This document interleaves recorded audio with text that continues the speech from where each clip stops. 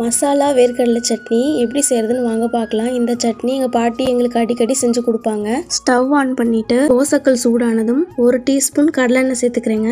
8 சின்ன வெங்காயம், 8 பல் பூண்டு, காரத்துக்கு ஏற்ற வரமிளகாய் சேர்த்துக்கிறேங்க. ஏன்னா கடலையில் காரம் இருக்கும், அதனால நான் 1 வரமிளகாய் சேர்த்துக்கிறேன். கருவேப்பிலை 1 கொத்து சேர்த்துட்டு மீடியம் ஃப்ளேமில் நல்லா வதக்கிக்கலாங்க. வதங்கிருச்சுங்க, ஆற வச்சுக்கிறேன். மசாலா வேர்க்கடலை எடுத்துக்கிறேங்க. மிக்சி ஜாரில் தேவையான அளவுக்கு உப்பு சேர்த்துட்டு அரைச்சிக்கலாம். மசாலா வேர்க்கடலையில் ஏற்கனவே உப்பு இருக்கும், பார்த்து சேர்த்துக்கோங்க. சின்ன டம்ளரில் 1 டம்ளர் மசாலா வேர்க்கடலை எடுத்துருக்கேங்க. வதக்கி வச்சிருக்கிறதும் மிக்சி ஜாரில் சேர்த்து தேவையான அளவுக்கு தண்ணி சேர்த்து நல்லா நைஸாக அரைச்சிக்கலாங்க. சட்னிக்கு தாளிச்சுக்கலாங்க. 1/2 டீஸ்பூன் எண்ணெய் சேர்த்துக்கிறேங்க. 1/4 டீஸ்பூன் கடுகு, 1/4 டீஸ்பூன் பெருங்காயம், 1 கொத்து கருவேப்பிலை, அரைச்ச மசாலா வேர்க்கடலை சட்னியை சேர்த்துக்கலாங்க.